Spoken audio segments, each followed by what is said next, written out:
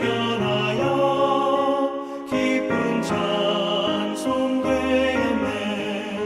주의 보혈 흐르는데 믿고 뛰어나가 주의 은혜 내가 입어 깨끗하게 되었네.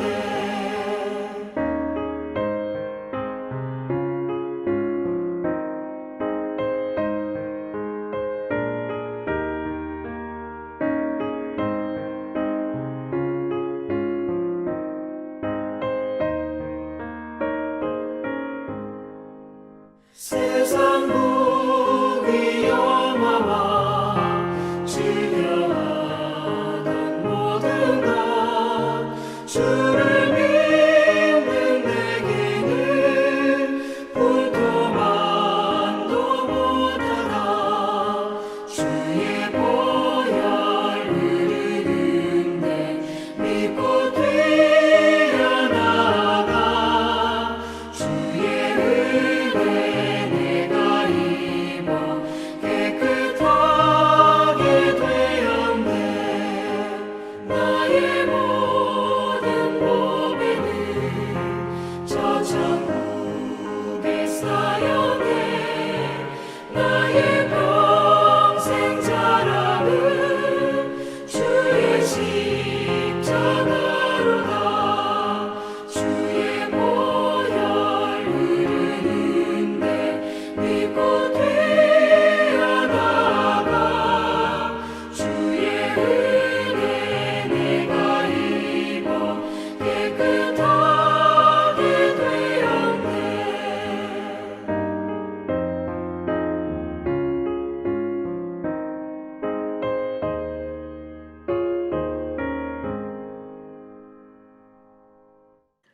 오늘 우리에게 주신 하나님의 말씀은 출애굽기 11장 1절부터 10절의 말씀입니다.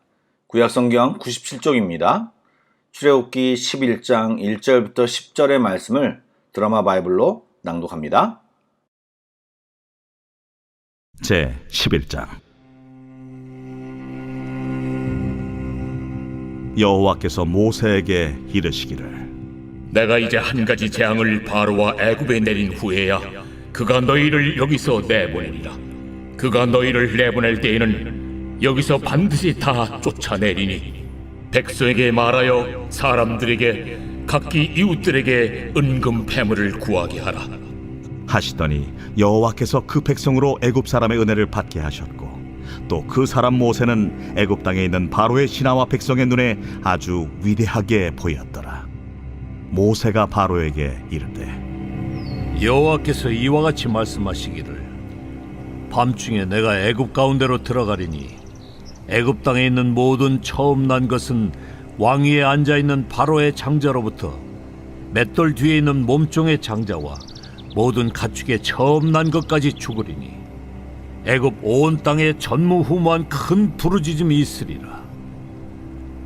그러나 이스라엘 자손에게는 사람에게나 짐승에게나 개 한 마리도 그 혀를 움직이지 아니하리니 여호와께서 애굽 사람과 이스라엘 사이를 구별하는 줄을 너희가 알리라 하셨나니 왕의 이 모든 신하가 내게 내려와 내게 절하며 이르기를 너와 너를 따르는 온 백성은 나가라 한 후에야 내가 나가리라 하고 심히 노하여 바로에게서 나오니라. 여호와께서 모세에게 이르시기를 바로가 너희의 말을 듣지 아니하리라. 그러므로 내가 애굽 땅에서 나의 기적을 더하리라 하셨고 모세와 아론이 이 모든 기적을 바로 앞에서 행하였으나 여호와께서 바로의 마음을 완악하게 하셨으므로 그가 이스라엘 자손을 그 나라에서 보내지 아니하였더라.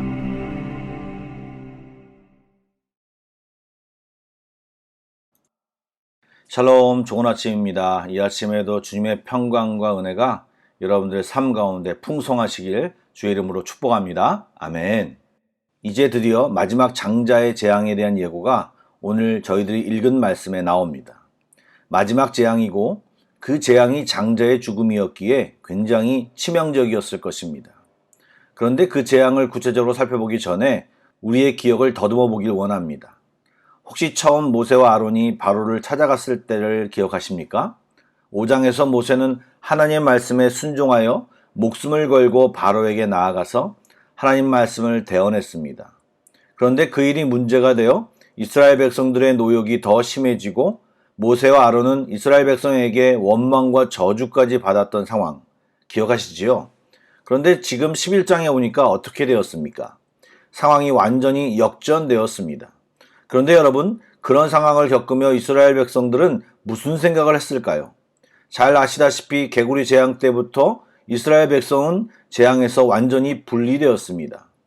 여러분, 애굽 땅에서 철저한 재앙을 겪고 있을 때 철저히 구별되어 하나님의 보호 속에 있는 이스라엘 백성들은 과연 무슨 생각을 했을까요? 당연히 처음에는 이게 뭐지? 와, 대단하다. 하나님은 과연 어떤 분이시지? 아브라함의 하나님, 이삭의 하나님, 야곱의 하나님이 이런 분이셨구나. 많은 의혹과 호기심으로 시작했던 마음이 점점 기대로 바뀌지 않았을까요? 하나님은 어떻게 인도하실까? 이번에는 어떤 재앙을 내리실까? 저 잔혹한 애굽은 어떻게 징계하실까? 과연 우리가 애굽에서 나갈 수 있을까? 재앙이 심할수록 하나님에 대한 기대는 더 커져가면서 그들은 하나님의 살아계심을 확신할 수 있었을 것입니다. 또 재앙 속에서 힘들어하는 애굽 사람들을 보며 환호와 더불어 그 하나님을 경외하는, 두려워하는 마음이 생겼을 것입니다. 반대로 애굽 사람들은 어땠을까요? 처음에는 바로가 말한 것처럼 하나님이 누군데? 어떤 신이야? 이스라엘 백성을 내보낸다고? 말도 안 돼. 그런 노동력을 어디서 구해? 강하게 다루어서 정신을 차리게 해야 돼. 아마 이런 생각을 했을 것입니다. 그런데 재앙이 거듭되면서 그들은 그동안 자신들이 섬겨왔던 신들의 무반응, 그리고 아무런 힘이 없음을 보고 느꼈을 것입니다. 아울러 가축들이 죽고 농작물이 박살나면서 더욱이 자신들의 주신인 태양이 없어지고 3일 동안 흑암 속에 있으면서 그들은 이러다 망하는 거 아니야? 하나님의 저주가 임했나 보다. 우리가 벌받나 봐. 등 부정적이고 비관적인 모습으로 바뀌었을 것입니다. 그리고 그런 재앙을 선포하는 모세를 위대하게 보고 하나님의 백성인 이스라엘에 대한 시각이 바뀌었습니다. 그러기에 그들이 나갈 때 애굽 백성들이 은금 패물을 이스라엘 백성들에게 줄 것이라는 하나님의 말씀이 가능하게 된 것입니다. 사랑하는 여러분, 여러분 마음속에 이스라엘 백성이 가지고 있는 기대와 하나님을 경외하는 마음이 있으십니까? 그렇다면 여러분은 지금 긍정적인 방향으로 나아가고 있는 것입니다. 그런데 혹시 반대로 애굽 백성들이 가지고 있는 마음, 하나님이 나를 벌하시는 것 아닐까? 하나님을 피하고 싶다라는 마음이 있으십니까? 그렇다면 여러분은 하나님과 반대 방향으로 가고 있음을 깨달아야 합니다. 하나님께 나아오셔야 합니다. 하나님께 바로 엎드려야 합니다. 그것이 살 길입니다. 이제 모세는 바로에게 무서운 경고를 합니다. 이전 재앙들은 사람의 생명을 대상으로 한 재앙이 없었지만 마지막 재앙은 그렇지 않았기 때문입니다. 마지막 재앙은 하나님의 심판의 결국이 무엇인지를 보여줍니다. 바로 사망과 죽음입니다. 그러나 하나님의 사람들에게는 사망 대신의 구원이요 영광입니다. 사망의 승리와 죽음의 괴롭힘은 그리스도께 완전히 굴복되었고 승리가 온 땅에 선포되었기 때문입니다.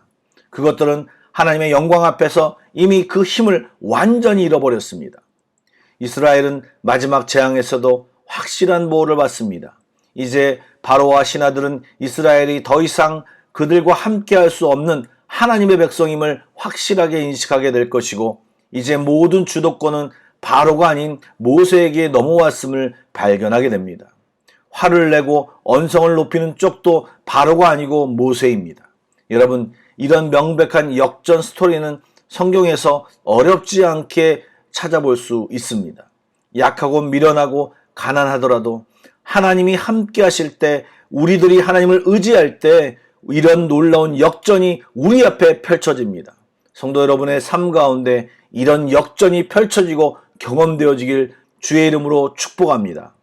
하나님은 가난한 자와 미련한 자와 미천한 자를 들어 세상의 지혜와 강함을 깨트리십니다. 세상은 우리의 부족함을 보고 떠들겠지만 그들의 강함은 그리 오래가지 못할 것입니다. 하나님을 의지하며 하나님의 길을 가야 합니다. 모든 강하고 부하고 지혜로웠던 것들은 바람에 날리는 겨처럼 어느새 사라지고 하나님의 존귀와 하나님의 존재와 하나님의 놀라운 역사하심이 우리와 함께 하실 것이고 그분의 평강과 위로가 우리에게 임할 것입니다. 오늘 기도할 때 그런 주님을 기대하며 찬양하기를 원합니다. 아멘. 축복합니다. 기도하시겠습니다. 신실하신 주님, 어려워도 힘들어도 주님이 함께 하시고 붙드실 것을 믿으며 오늘도 주님 앞에 나아가게 하옵소서. 주님 앞에 울고 부르짖기를 멈추지 않게 하여 주옵소서. 눈에 보이는 것에 마음을 빼앗기지 아니하고 함께 하시는 주님으로 행복한 하루가 되게 하여 주시고 우리 인생들이 되게 하여 주옵소서. 오늘도 기도하는 모든 성도들에게 주님의 평강이, 주님의 사랑이 충만하기를 소원합니다. 귀하신 예수님의 이름으로 기도드립니다. 아멘. 찬양 한 곡을 묵상하시고 합심 기도와 개인 기도로 나아가겠습니다.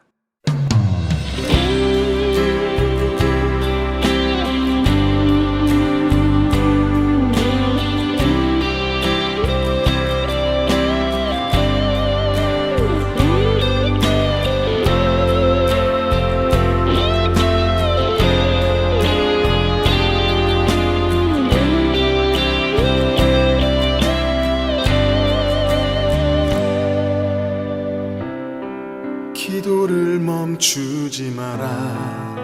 눈앞의 상황이 마음을 눌러도 원망치 마라. 너의 입을 지켜라.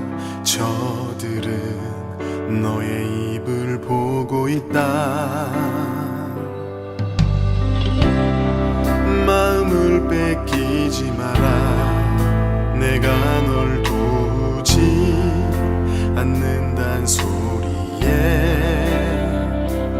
너의 모든 게 불리해도 너는 기도를 계속해라. 너 기도를 멈추지 마라. 내가